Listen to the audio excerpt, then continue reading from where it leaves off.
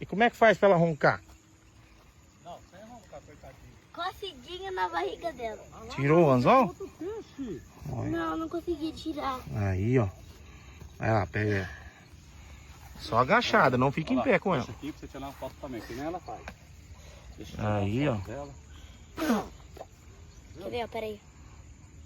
Quer ver que ela vai roncar agora.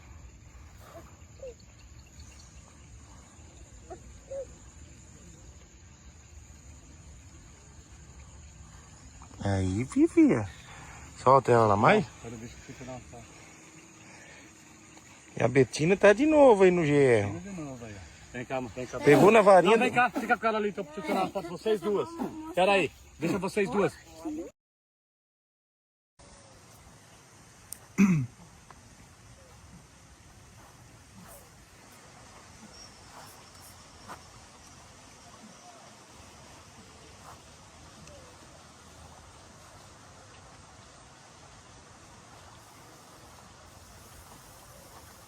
Será que vem um tamba?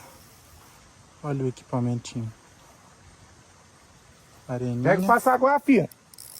Areninha 2000. Varinha Vox. 50 libras? Esse aqui é 40. 40 libras? O que manda?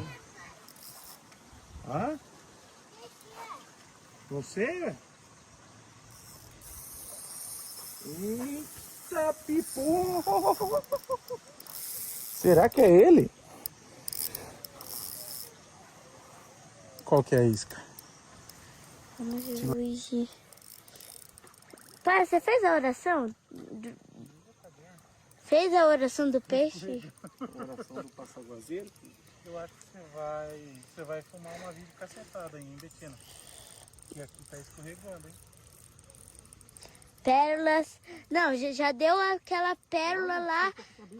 Já deu aquela pérola do Tibi caindo do pagode.